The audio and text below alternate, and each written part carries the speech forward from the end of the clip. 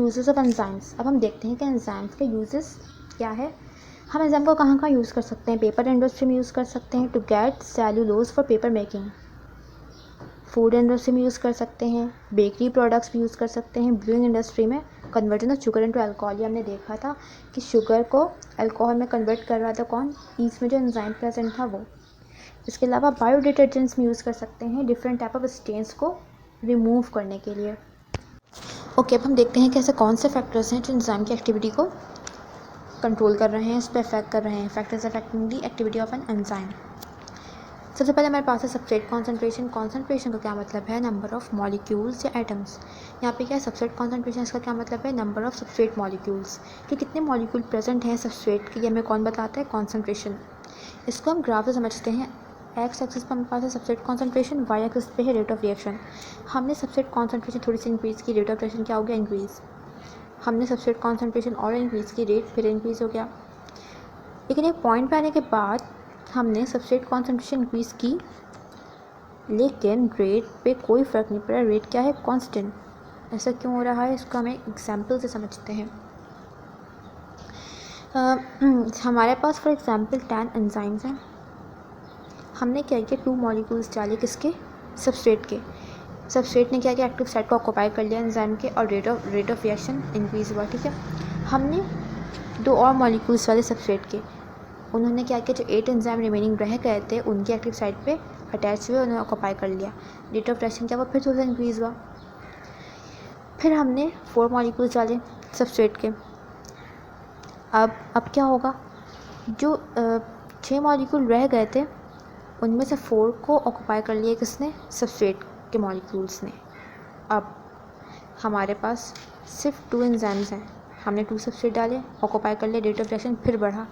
अब सारे एंजाइम्स के एक्टिव साइट ऑक्यूपाई हो चुके हैं सबस्ट्रेट के मॉलिक्यूल से। अब अगर हम सबस्ट्रेट और डालेंगे, फॉर एग्जांपल हमने 4 मॉलिक्यूल डाले सबस्ट्रेट के, क्या अब रेट ऑफ रिएक्शन इंक्रीज़ होगा, नहीं होगा, क्योंकि जितने एंजाइम अवेलेबल थे उनकी एक्टिव साइट ऑलरेडी ऑक्यूपाइड हैं किससे, सबस्ट्रेट के मॉलिक्यूल से। अगर अब हम सबस्ट्रेट और डालेंगे, सबस्ट्रेट की कॉन्सेंट्रेशन और इंक्रीज़ करेंगे, तो एंजाइम की एक्टिविटी पर कोई फ़र्क नहीं पड़ेगा, क्योंकि एंजाइम ऑलरेडी ऑक्यूपाइड है सबस्ट्रेट से। नेक्स्ट फैक्टर है हमारे पास टेम्परेचर। टेम्परेचर किस तरह से इफ़ेक्ट कर रहा है एंजाइम की एक्टिविटी को, हम ग्राफ से ही समझते हैं। टेम्परेचर हमने इंक्रीज़ किया तो रेट ऑफ रिएक्शन भी इंक्रीज़ हो रहा है। ऐसा हो क्यों रहा है, पहले तो हम ये समझते हैं। रिएक्टेंट सबस्ट्रेट है, वो एंजाइम से रिएक्ट करके प्रोडक्ट में कन्वर्ट हो रहा है। एंजाइम जब कोलाइड कर रहा है सबस्ट्रेट से, तो किस में कन्वर्ट कर रहा है, उसको प्रोडक्ट में। हम जब टेम्परेचर इंक्रीज़ कर रहे हैं तो क्या होता है, मॉलिक्यूल की एनर्जी इंक्रीज़ हो जाती है, मॉलिक्यूल्स में कोलेजन इंक्रीज़ हो जाती है। अब क्या होगी, कोलेजन ज़्यादा होगी, ज़्यादा एंजाइम के मॉलिक्यूल किससे कोलाइड करेंगे, सबस्ट्रेट से। कोलिजन की वजह से क्या होगा, एंजाइम और सबस्ट्रेट कंबाइन होंगे और किस में कन्वर्ट हो जाएंगे, प्रोडक्ट में। तो इस तरह इस वजह से टेम्परेचर इंक्रीज़ करने से रेट ऑफ रिएक्शन इंक्रीज़ होती है। लेकिन एक टेम्परेचर है, सर्टेन टेम्परेचर, इसके बाद क्या हो रहा है, रेट डिक्रीज़। ऐसा क्यों हो रहा है, इसको भी समझते हैं। जिस टेम्परेचर पर एंजाइम की एक्टिविटी मैक्सिमम होती है उससे हम क्या कहते हैं, ऑप्टिमम टेम्परेचर। ऑप्टिमम टेम्परेचर कितना होता है, 37 डिग्री अप्रॉक्स, ह्यूमन की अगर हम बात करें तो। अच्छा, अब क्या हो रहा है, हम टेम्परेचर और इंक्रीज़ कर रहे हैं लेकिन रेट ऑफ रिएक्शन डिक्रीज़। ऐसा इस वजह से हो रहा है क्योंकि एंजाइम्स क्या हो रहे हैं, डीनेचर। एंजाइम क्या है, सेंसिटिव है टेम्परेचर के लिए। तो अगर हम टेम्परेचर ऑप्टिमम से इंक्रीज़ कर देंगे तो रेट इंक्रीज़ नहीं होगा बल्कि डिक्रीज़ होगा, क्योंकि एंजाइम का स्ट्रक्चर ख़राब हो रहा है, एंजाइम डीनेचर हो रहे हैं, नॉन फंक्शनल हो रहा है। अब क्या होगा, रेट डिक्रीज़। नेक्स्ट फैक्टर हमारे पास है पीएच। अब हम देखते हैं कि पीएच किस तरह से एंजाइम एक्टिविटी को चेंज कर रहा है। एंजाइम्स क्या है, सेंसिटिव है किसके लिए, पीएच के लिए।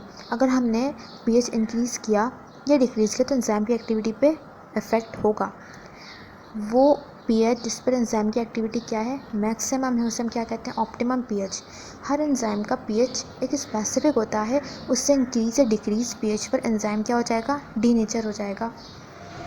जैसा कि यहाँ पर एग्जाम्पल है पेप्सिन। पेप्सिन कहाँ होते हैं? हमारे स्टमक में। स्टमक का पीएच होता है हाईली एसिडिक पीएच होता है।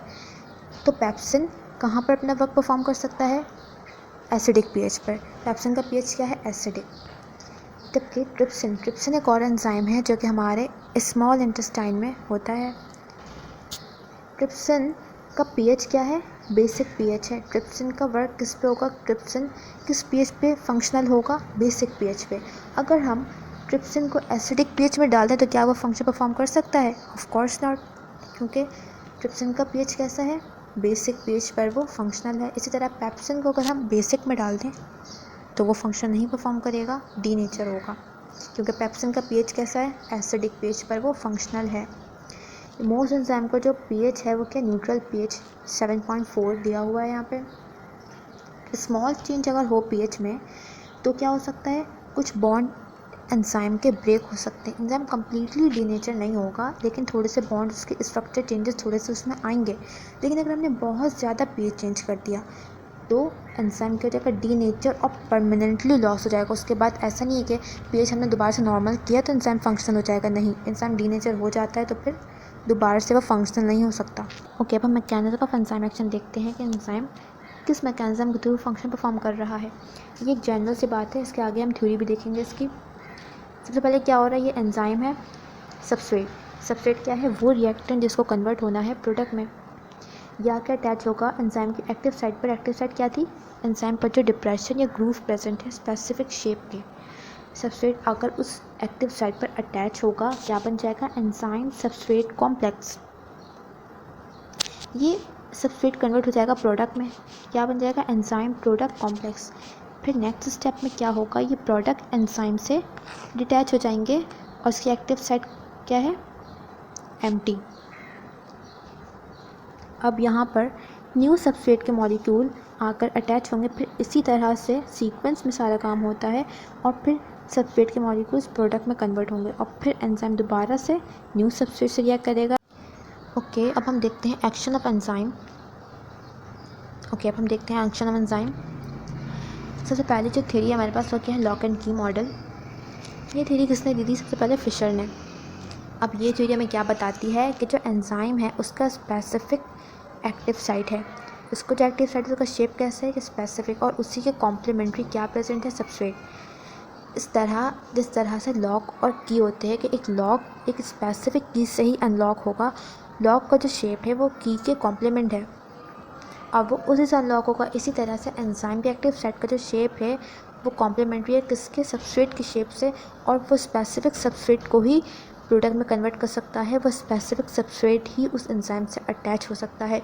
इसके अलावा कोई भी सबस्ट्रेट हो वो अटैच नहीं हो सकता, क्योंकि उसका शेप क्या है? एक्टिव साइट के कॉम्प्लीमेंट्री नहीं है। तो जिस सबस्ट्रेट का शेप एक्टिव साइट की शेप के कॉम्प्लीमेंट्री होगा, सिर्फ वही सबस्ट्रेट उस एंजाइम से अटैच हो सकता है और प्रोडक्ट में कन्वर्ट हो सकता है। तो ये मॉडल क्या था? Lock and key model. Next model है हमारे पास इंड्यूस्ड फिट मॉडल। ये मॉडल किसने दिया? कॉशलैंड। ये मॉडल हमें क्या बताता है कि जो एक्टिव साइट है वो अपना शेप कंटिन्यूसली चेंज करता रहता है जब तक कि सबस्ट्रेट उससे बाइंड ना हो जाए। और ये हमें क्या बताता है कि जो एक्टिव साइट एंजाइम का वो कैसे फ्लेक्सिबल है। इसका मतलब क्या हुआ? अब हम देखते हैं कि ये एंजाइम है, सबस्ट्रेट आकर इस पर अटैच हो रहा है। ये शेप देख सकते हैं कि इसके कॉम्प्लीमेंट्री नहीं है, लेकिन जैसे ये सबस्ट्रेट इससे अटैच हुआ तो इसने अपना शेप क्या कर लिया? एक्टिव साइट ने शेप चेंज कर लिया अपना, और फिर क्या हुआ कि जी सबस्ट्रेट है वो ईजिली उससे अटैच हो गया और किसमें कन्वर्ट हो गया? अल्टीमेटली प्रोडक्ट में। तो ये मॉडल हमें क्या बताता है कि जो एक्टिव साइट है वो फ्लेक्सिबल है, जबकि जो लॉक एंड की मॉडल था उसने क्या कहा था कि जो एक्टिव साइट का शेप है वो फिक्स है और कॉम्प्लीमेंट्री है किसके? सबस्ट्रेट के शेप से। Okay, specificity of enzyme. In the human body there are more than 1000 known enzymes and all work with their own substrate.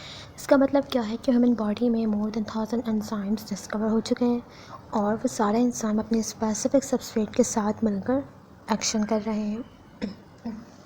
As earlier we have discussed, enzyme are specific in nature. Enzyme क्या है? Specific है. Therefore, particular enzyme can only bind with specific substrate. Specific का मतलब क्या है कि एक specific enzyme है, ख़ास एंजाइम अपने ख़ास सबस्ट्रेट से ही अटैच होगा, उससे रिएक्ट करके ही वो फंक्शन करेगा। Due to active site enzyme specific है, क्यों? अपने स्पेसिफिक एक्टिव साइट की वजह से। एंजाइम पर जो ग्रूव है, जो इसका एक्टिव साइट है, वो स्पेसिफिक है। उस स्पेसिफिक एक्टिव साइट की वजह से एंजाइम क्या बन चुका है? अपने सबस्ट्रेट के लिए स्पेसिफिक बन चुका है। उसका सबस्ट्रेट भी एक स्पेसिफिक सबस्ट्रेट है, एक पर्टिकुलर सबस्ट्रेट है जिससे रिएक्ट करके वो केमिकल रिएक्शन प्रोसीड कर पाएगा। Active site of the enzyme possesses geometrical shape. क्यों वो स्पेसिफिक है एक्टिव साइट? क्योंकि या तो उसका स्पेसिफिक ज्योमेट्रिकल शेप है, कोई पर्टिकुलर ज्योमेट्रिकल शेप है एक्टिव साइट का जो उस एंजाइम को स्पेसिफिक बना रहा है, या फिर एंजाइम है made up of protein. Enzyme किससे बनते हैं? प्रोटीन से बनते हैं। और प्रोटीन किससे बनते हैं? Different type of amino acids. Amino acid की बहुत सी टाइप है। कुछ अमाइनो एसिड चार्ज होते हैं, कुछ न्यूट्रल होते हैं, कुछ पॉजिटिव चार्ज, कुछ नेगेटिव चार्ज, कुछ एसिडिक, कुछ बेसिक, कुछ हाइड्रोफिलिक। तो डिफरेंट अमाइनो एसिड की वजह से एक्टिव साइट भी क्या हो रहा है? स्पेसिफिक हो रहा है। अगर एंजाइम के एक्टिव साइट पर एसिडिक अमाइनो एसिड प्रेजेंट है तो उसका स्पेसिफिक एक्टिव साइट हो चुका है, अब वो अपने पर्टिकुलर सबस्ट्रेट से रिएक्ट करेगा। अगर किसी एंजाइम के एक्टिव साइट पर बेसिक अमाइनो एसिड प्रेजेंट है तो वो क्या एक पर्टिकुलर एंजाइम बन चुका है, अब वो अपने स्पेसिफिक सबस्ट्रेट से ही रिएक्ट करेगा। इस तरह अमाइनो एसिड की वजह से एक्टिव साइट क्या हो रहा है? स्पेसिफिक हो रहा है, और या तो फिर ज्योमेट्रिकल शेप की वजह से स्पेसिफिक हो रहा है। Enzyme catalyzes the reaction by recognizing the bond formed between the molecule, the functional group और geometrical shape. Enzyme रिएक्शन को कैटेलाइज कर पा रहा है कैसे? By recognizing the bond. उसके सबस्ट्रेट में जो बॉन्ड प्रेजेंट है उसको रिकॉग्नाइज कर कर एंजाइम उस सबस्ट्रेट पर एक्ट कर रहा है, या फिर उस सबस्ट्रेट में जो फंक्शनल ग्रुप प्रेजेंट है उसको रिकॉग्नाइज कर रहा है, या फिर उस सबस्ट्रेट का कोई स्पेसिफिक शेप है, कोई स्पेसिफिक ज्योमेट्रिकल शेप, उसको रिकॉग्नाइज करके एंजाइम उस सबस्ट्रेट पर एक्ट कर रहा है। For example proteases. प्रोटीएजेस क्या है? एक ग्रुप ऑफ एंजाइम है जो प्रोटीन को ब्रेक डाउन करता है। प्रोटीएजेस में बहुत से एंजाइम्स आते हैं। प्रोटीएजेस एक ग्रुप है एंजाइम का जो प्रोटीन पर एक्ट करता है, प्रोटीन को कैटेलाइज करता है, उसकी ब्रेक डाउन करता है। इसी तरह लाइपेज। लाइपेज क्या काम करता है? लाइपेज लिपिड की ब्रेक डाउन करता है। अच्छा, it means enzymes are bond specific. Enzyme क्या है? बॉन्ड स्पेसिफिक है। So lipase can act and ester bond in lipids. Lipase किस पे एक्ट कर रहा है? किसको रिकॉग्नाइज कर रहा है? लिपिड में जो एस्टर बॉन्ड प्रेजेंट है। लाइपेज सिर्फ लिपिड को ही क्यों कैटेलाइज कर रहा है, प्रोटीन को क्यों नहीं कर रहा? क्योंकि लिपिड मॉलिक्यूल में कुछ एस्टर बॉन्ड प्रेजेंट है जिसको लाइपेज रिकॉग्नाइज करके उस पर एक्ट कर रहा है। प्रोटीन में एस्टर बॉन्ड एब्सेंट है तो वो प्रोटीन पर एक्ट नहीं कर रहा। इसी तरह प्रोटीएसेस प्रोटीन की कुछ स्पेसिफिक बॉन्ड या फंक्शनल ग्रुप उसको रिकॉग्नाइज करके उस पर एक्ट कर रहा है। इसी तरह वो लिपिड पर एक्ट नहीं कर रहा, क्योंकि एंजाइम क्या है? अपने सबस्ट्रेट के लिए स्पेसिफिक है।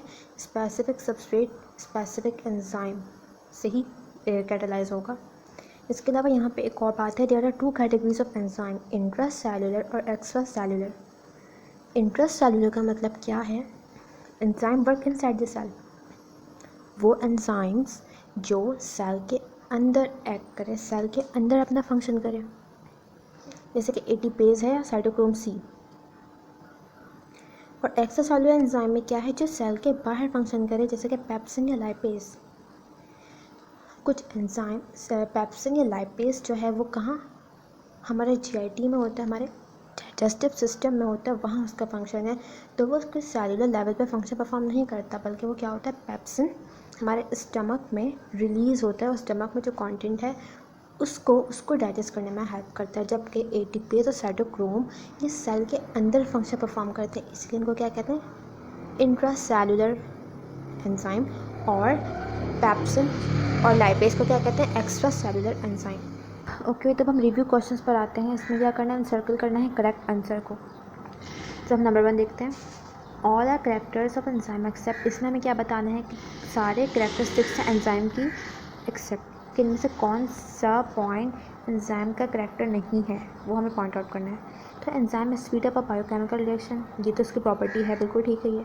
Enzyme sensitive to minor change in pH, ये भी ठीक है। पीएच फैक्टर्स में हमने पढ़ा था, पीएच इफेक्ट करता है उसको, सेंसिटिव है, पीएच सेंसिटिव है एंजाइम। इसके बाद enzyme activity enhance by inhibitor.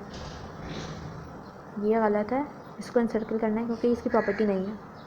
क्योंकि हमने क्या पढ़ा था, एंजाइम की एक्टिविटी इन्हेंस होती है किससे, एक्टिवेटर से। इनहिबिटर क्या करता है, एंजाइम की एक्टिविटी को डिक्रीज़ करता है। एंजाइम पोर्शन पे substrate attach call active site, ये भी ठीक है। वो पोर्शन एंजाइम का जहाँ पे सबस्ट्रेट अटैच होता है उससे क्या कहते हैं, एक्टिव साइट, ये भी ठीक है। Okay done. नेक्स्ट पर आते हैं, एंजाइम्स आर, एंजाइम कैसे होते हैं, स्टेरॉयड इन नेचर होते हैं। स्टेरॉयड क्या होता है, बेसिकली सिंपल अगर हम इसको समझते हैं, लिपिड्स का ही एक टाइप है, एक क्लास है स्टेरॉयड। तो क्या एंजाइम स्टेरॉयड इन नेचर होते हैं, of course not. Protein in nature होते हैं, यस प्रोटीन इन नेचर होते हैं। लिपिड इन नेचर भी नहीं होते, कार्बोहाइड्रेट इन नेचर भी नहीं होते। Metabolic reaction are constructive reaction, destructive, inhibiting. Metabolic reactions कैसे होते हैं, हमने पढ़ा था कि कंस्ट्रक्टिव भी हो सकते हैं, जिससे हमने क्या कहा था एनाबॉलिक रिएक्शन, और डिस्ट्रक्टिव भी हो सकते हैं, जिससे हमने क्या कहा था कैटाबॉलिक रिएक्शन, यस। तो इसमें कौन सा ऑप्शन सही है, 1 and 2, so it should be B. The point where the enzyme is most active is known as, इसे हम क्या कहते हैं, जहाँ पर एंजाइम की एक्टिविटी मैक्सिमम होती है। न्यूट्रल पीएच पे होती है, नहीं। एसिडिक पीएच पे होती है, नहीं। बेसिक पीएच पे होती है, नहीं। क्योंकि यहाँ पे हम सारे एंजाइम की बात कर रहे हैं, यहाँ पे हमने कोई एक स्पेसिफिक एंजाइम का जिक्र नहीं किया है। सारे एंजाइम, तो उनकी एक्टिविटी कब मैक्सिमम होती है, जब अपने ऑप्टिमम पीएच पे होते हैं। तो इसका आंसर क्या होगा, डी। नंबर 5 क्या है, active site continuously change its shape until the substrate do not bind to it. ये किसकी स्टेटमेंट है, इंड्यूस फिट मॉडल की। इसने ही कहा था ना कि एंजाइम की जो एक्टिव साइट है वो फ्लेक्सिबल है और चेंज अप करता रहता है अपना शेप जब तक कि सबस्ट्रेट उससे बाइंड नहीं हो जाता। लॉक एंड की ने क्या कहा था कि एंजाइम का शेप क्या है, एक्टिव साइट का एक स्पेसिफिक है, वो अपने स्पेसिफिक सबस्ट्रेट से ही रिएक्ट करता है। तो इसमें क्या होगा, ए। इसके बाद फ्लूइड मोज़ाइक मॉडल तो शायद मेम्ब्रेन का स्ट्रक्चर बताते हैं हमें। नंबर 6 देखें, मिस मैच हमें इसमें सिलेक्ट करना है। प्रोटीज, प्रोटीज एंजाइम क्या करता है, प्रोटीन की ब्रेकडाउन। यहाँ पे क्या लिखा हुआ है, कार्बोहाइड्रेट। तो ये क्या है, मिस मैच है ना, गलत मैच हुआ हुआ है। यहाँ पे क्या होना चाहिए था, प्रोटीन। तो इसका आंसर क्या होगा, ए। आगे देखते हैं, लाइपेज लिपिड, ये बिल्कुल सही है। लाइपेज क्या करता है, लिपिड की ब्रेकडाउन। ट्रिप्सिन क्या करता है, प्रोटीन की ब्रेकडाउन। ट्रिप्सिन भी एक प्रोटीएज है, मैंने क्या कहा था, प्रोटीएज क्या है, एक ग्रुप ऑफ एंजाइम है ना जो प्रोटीन की ब्रेकडाउन करता है, तो इसमें ट्रिप्सिन भी आता है। नंबर 7 देखते हैं, chemical reaction require particular condition to carry down at proper rate. Specially क्या चाहिए होता है केमिकल रिएक्शन को, कौन सी कंडीशंस चाहिए होती हैं। हमने पढ़ा था क्या, टेम्परेचर एंड नेचर, नहीं। Nature and pressure, no. Nature and structure, no. हमने क्या पढ़ा था, टेम्परेचर एंड प्रेशर, ये स्पेसिफिक कंडीशन है जो कि केमिकल रिएक्शन को चाहिए होती है, हर एक की स्पेसिफिक होती है। अच्छा, नंबर 8 है, all factors affecting enzyme activity except. हमें क्या बताना है कि सारे फैक्टर एंजाइम की एक्टिविटी को अफेक्ट करते हैं, एक्सेप्ट कौन सा नहीं करता वो हमें पॉइंट आउट करना है। पीएच हमने पढ़ा था करता है, सबस्ट्रेट कॉन्सेंट्रेशन भी करता है, टेम्परेचर भी करता है, ऑर्गेनिक सॉल्वेंट नहीं करता। तो इसका आंसर क्या होगा, C. Rate of reaction will increase when temperature, rate of reaction कब बढ़ता है, जब टेम्परेचर हम क्या करें, इंक्रीज़ करें, लेकिन ऑप्टिमम टेम्परेचर तक ही, उसके बाद डिक्रीज़ होता है। तो इसका क्या होगा, इंक्रीज़। नंबर 10 देखते हैं, choose the correct statement regarding lock and key model. Lock and key model का जो स्टेटमेंट है, करेक्ट स्टेटमेंट, हमें वो पॉइंट आउट करना है इसमें से। तो फर्स्ट स्टेटमेंट क्या है, enzyme and substrate possess specific complementary geometric shape. ये स्टेटमेंट क्या है, लॉक एंड की मॉडल का स्टेटमेंट है। Active site enzyme is flexible, ये किसका स्टेटमेंट है, induce fit model. Active site continuously change, ये भी किसका है, इंड्यूस फिट मॉडल। इसका आंसर क्या होगा, ए। अब हम फिल इन द ब्लैंक्स देखते हैं। There are dash type of metabolic reactions, कितने टाइप्स के पढ़े थे हमने, 2 टाइप्स के, एनाबॉलिक और catabolic. Enzyme catalyse chemical reaction by dash activation energy. Enzyme कैसे कैटालाइज करते हैं केमिकल रिएक्शन को, एक्टिवेशन एनर्जी के साथ क्या करता है, उसको डिक्रीज करता है। Presence of enzyme does not affect the nature और प्रॉपर्टी ऑफ प्रोडक्ट की प्रॉपर्टी को अफेक्ट नहीं करता ना presence of enzyme. In constructive reaction dash molecules are form, कैसे मॉलिक्यूल बनते हैं कंस्ट्रक्टिव रिएक्शन में, स्मॉल मॉलिक्यूल से मिलकर लार्ज मॉलिक्यूल्स बनते हैं। Activity of enzyme can be enhanced by, किससे इन्हेंस होती है एंजाइम की एक्टिविटी? एक्टिवेटर से, जबकि इनहिबिटर क्या करता है, उसको डिक्रीज करता है। स्मॉल पोर्शन ऑफ एंजाइम के substrate attach with enzyme called, वो पोर्शन एंजाइम का जहाँ पे सबस्ट्रेट अटैच होता है उसे क्या कहते हैं? Active site. Enzyme activity decrease by inhibitor, activator क्या करता है, उसको इन्हांस करता है, इंक्रीज करता है, जबकि इनहिबिटर क्या करता है, उसको डिक्रीज। अच्छा, as temperature increases initially the rate of reaction will increase, हमने देखा था ना ग्राफ में कि जब टेम्परेचर इंक्रीज किया तो क्या हुआ था, रेट ऑफ रिएक्शन इंक्रीज हुआ था, लेकिन एक ऑप्टिमम टेम्परेचर तक ही, उसके बाद एंजाइम डीनेचर हो गए थे तो रेट ऑफ रिएक्शन डिक्रीज होना स्टार्ट हो गया था। Extreme change in pH can cause enzyme to, अगर हम पीएच को बहुत ज़्यादा चेंज कर दें तो एंजाइम पे क्या इफेक्ट होगा, एंजाइम डीनेचर हो जाएगा।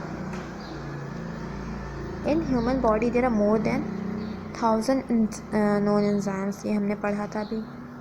ओके, तो दैट्स ऑल।